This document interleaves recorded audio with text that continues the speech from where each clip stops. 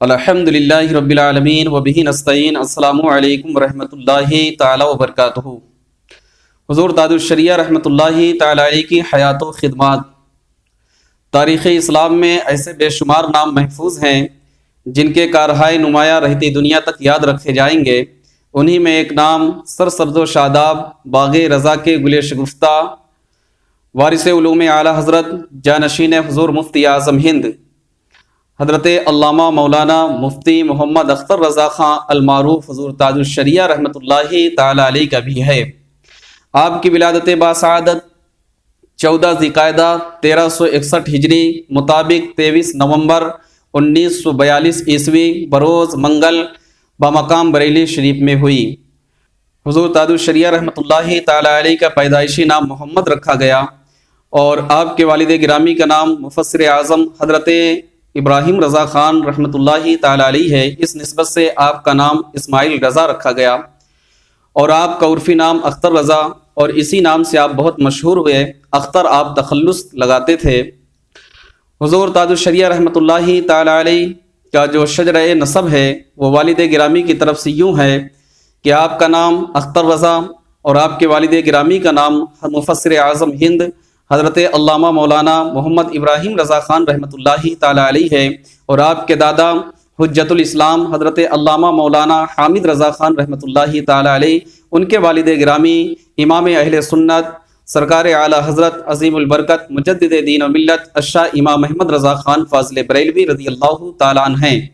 اور آپ کے ماں کی طرف سے جو آپ کا شجرہ نسب ہے وہ یوں ہے کہ آپ کا نام اختر رضا خان رحمۃ اللہ تعالی علیہ اور آپ کی ماں کا نام نگار فاطمہ المعروف سرکار بیگم رحمۃ اللہ تعالی علیہ، اور ان کے والد گرامی حضور مفتی اعظم ہند رحمۃ اللہ تعالی علیہ اور ان کے والد گرامی امام اہل سنت سرکار اعلیٰ حضرت رضی اللہ تعالی عنہ ہیں۔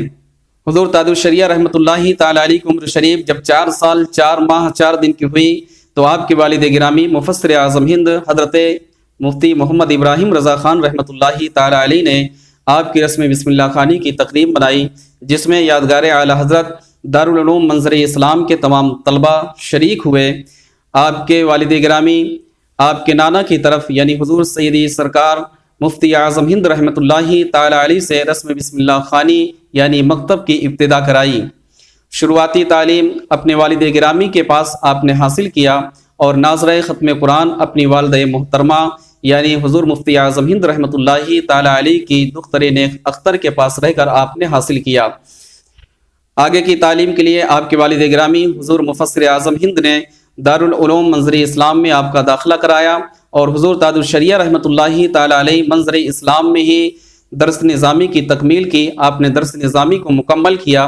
آگے کی تعلیم کے لیے آپ کے والد گرامی نے آپ کو 1963 عیسوی میں الجامعۃ الازہر قاہرہ مصر کے لیے بھیجا۔ حضور تاج الشریعہ رحمۃ اللہ تعالی علیہ مصر پہنچے، وہاں پہ کلیہ اصول الدین میں داخلہ لیا اور ماہر اساتذہ سے فن تفسیر اور فن حدیث کو حاصل کیا۔ 1965 میں آپ کے والد بزرگوار مفسر اعظم ہند حضرت مفتی ابراہیم رضا خان رحمۃ اللہ تعالی علیہ کا وصال ہو جاتا ہے۔ جب یہ خبر حضور تاج الشریعہ رحمۃ اللہ تعالی علیہ کو مصر میں ملتی ہے تو آپ بہت افسوس کرتے ہیں۔ آپ کے ایک بہت ہی عزیز ساتھی تھے جن کا نام مفتی شمیم اشرف اظہری تھا، وہ آپ کے ساتھ شریک غم تھے اور آپ کو دلاسا دیتے رہے۔ حضور تاج الشریعہ رحمۃ اللہ تعالی علیہ اپنے تعلیم کا سلسلہ جاری رکھا، یہاں تک کہ 1966 عیسوی کا زمانہ آتا ہے جس میں حضور تاج الشریعہ رحمۃ اللہ تعالی علیہ الجامعۃ الازہر سے فارغ ہوتے ہیں۔ اول پوزیشن پانے پر جو مصر کے اس وقت کے صدر تھے کرنل جمال عبد الناصر، انہوں نے آپ کو ایوارڈز پیش کیا اور ساتھ ہی ساتھ سند الفراغت آپ لے کر جس کا اندراج نمبر 1207 ہے آپ ہندوستان تشریف لائے۔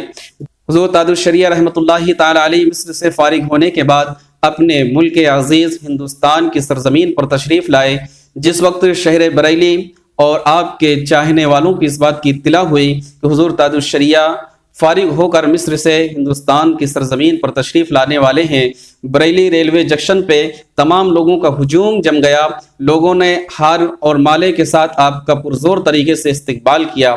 1967 عیسوی میں حضور مفتی اعظم ہند رحمۃ اللہ تعالی علیہ کے حکم کے مطابق آپ نے درس و تدریس کی شروعات کی اور سب سے پہلے دارالعلوم منظر اسلام میں آپ نے درس کی شروعات کی۔ ابھی 1 سال کا ہی زمانہ گزرا تھا کہ 1968 عیسوی میں حضور داد الشریعہ رحمۃ اللہ تعالی علیہ دارالعلوم منظر اسلام کے صدر المدرس اور رضوی دارالقضاء کے صدر مفتی کے عہدے پر فائز ہو جاتے ہیں۔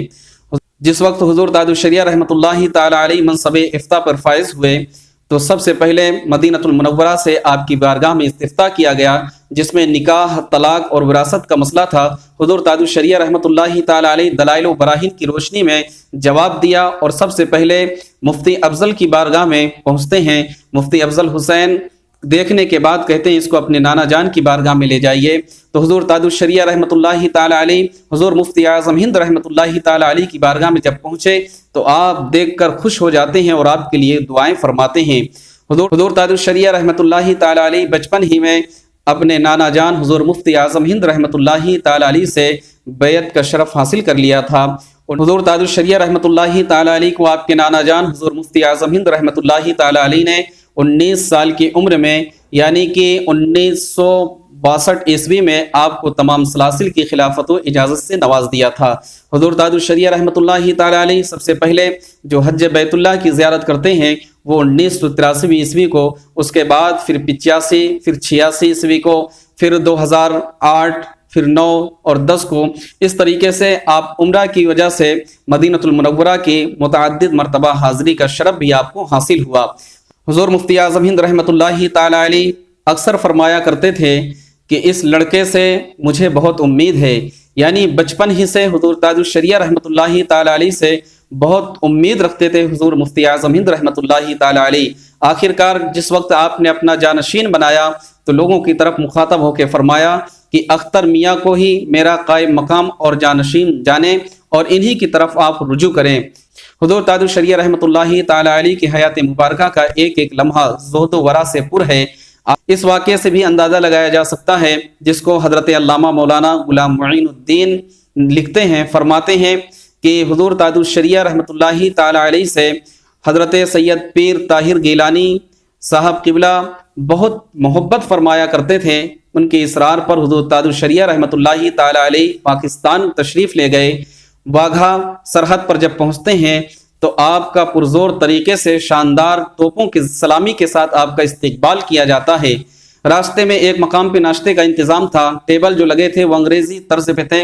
حضور داد الشریعہ رحمۃ اللہ تعالی علیہ نے فرمایا کہ میں پاؤں پھیلا کر کھانا نہیں کھاؤں گا، بلکہ آپ پاؤں کو سمیٹ کر سنت کے مطابق کھانا تناول فرماتے ہیں۔ حاضرین جماعت نے جب آپ کی تقوی و پرہیزگاری کو دیکھا تو پرزور طریقے سے شاندار نعرہ لگایا کہ بریلی کا تقوی، سبھوں نے کہا زندہ باد۔ تو یہ شان حضور داد الشریعہ رحمۃ اللہ تعالی علیہ کی تھی۔ حضور داد الشریعہ رحمۃ اللہ تعالی علیہ کی حق گوئی اور بے باکی کا اندازہ اس واقعے سے بھی لگایا جا سکتا ہے، جس کو خلیفہ حضور مفتی اعظم ہند حضرت علامہ مولانا مفتی بدر الدین صاحب رقم طراز ہیں، فرماتے ہیں کہ حضور سیدنا غریب نواز رحمۃ اللہ تعالی علیہ کی سالانہ عرس کے فاتحہ میں ہم لوگ 6 رجب المرجب 1409 ہجری مطابق 13 فروری 1989 عیسوی بروز پیر کی بات ہے، فرماتے ہیں کہ ہم لوگ حضرت سید احمد علی صاحب کے کاشانے میں، جو کہ سرکار غریب نواز رحمۃ اللہ تعالی علیہ کے آستانے کے خادم تھے، ہم لوگ وہیں پہ بیٹھے ہوئے تھے، کل کی محفل ہو رہی تھی۔ اسی درمیان حضور داد الشریعہ رحمۃ اللہ تعالی علیہ اور حضور مفتی رجب علی صاحب نانپارہ بہرائچی بھی تشریف فرما تھے۔ ان کے علاوہ دیگر علماء اکرام بھی موجود تھے۔ اس میں ایک عالم دین تقریر فرما رہے تھے۔ تقریر کے دوران انہوں نے کہا کہ ہمارے پیارے مصطفیٰ صلی اللہ تعالی علیہ وسلم اپنے غلاموں کو کالی کملی میں چھپا لیں گے۔ حضور داد الشریعہ رحمۃ اللہ تعالی علیہ فوراً روکتے ہیں اور آپ نے فرمایا کہ کالی کملی کی بجائے آپ نوری چادر کہیے۔ تو اس سے بھی اندازہ لگایا جا سکتا ہے کہ حضور داد الشریعہ رحمۃ اللہ تعالی علیہ حق گوئی ہمیشہ بیان کر دیتے تھے۔ حضور داد الشریعہ رحمۃ اللہ تعالی علیہ کی حیات مبارکہ کا ایک ایک لمحہ بہت ہی قیمتی تھا۔ آپ کی تقریباً 50 یا اس سے زائد تصانیف ہیں جو کہ امت کے لیے ایک رہنمائی کا سبب ہیں۔ حضور داد الشریعہ رحمۃ اللہ تعالی علیہ کی عظیم یادگار ایک نورانی قلعہ جو کہ جامعۃ الرضا ہے، جہاں پہ تشنگان علوم نبویہ پہنچ کر علم دین سے سیراب ہو رہے ہیں۔ حضور داد الشریعہ رحمۃ اللہ تعالی علیہ زہد و تقوی، پرہیزگاری اور آپ کا اخلاق و کردار بہت ہی اعلیٰ تھا۔ حضور تاج الشریعہ رحمۃ اللہ تعالی علیہ کہ حیات مبارکہ کا ایک ایک لمحہ بہت قیمتی تھا۔ آپ 50 سال تک تقریباً حضور تاج الشریعہ رحمۃ اللہ تعالی علیہ نے فتویٰ نویسی فرمایا، اور حضور تاج الشریعہ رحمۃ اللہ تعالی علیہ کے بے شمار کارہائے نمایاں ہیں جن کو فراموش نہیں کیا جا سکتا ہے۔ ایک وقت ایسا بھی آیا کہ حضور تاج الشریعہ رحمۃ اللہ تعالی علیہ ہمارے درمیان میں نہیں رہے۔ وہ تاریخ 6 ذی القعدہ 1439 ہجری مطابق 20 جولائی 2018 بروز جمعہ بعد مغرب حضور تاج الشریعہ رحمۃ اللہ تعالی علیہ اس دار فانی سے جاویدانی کی طرف رحلت کر گئے اور اپنے تمام چاہنے والوں کو داغ مفارقت دے گئے۔ اللہ تبارک و تعالیٰ کی بارگاہ میں دعا گو کہ مولا تعالیٰ حضور تاج الشریعہ رحمۃ اللہ تعالی علیہ کا فیضان ہم سب پر قائم و دائم رکھے اور ایسے بزرگوں کا سایہ ہمیشہ ہمیش عطا فرمائے۔ اللہ تعالیٰ آپ کے قبر انور پر رحمت و انوار کی بارش برسائے، آپ کے روحانی فیض و برکات سے ہم سب کو مالا مال فرمائے۔ استغفر اللہ ربی من کل ذنب و خطیئۃ و اتوب الیہ۔ السلام علیکم ورحمۃ اللہ تعالی وبرکاتہ۔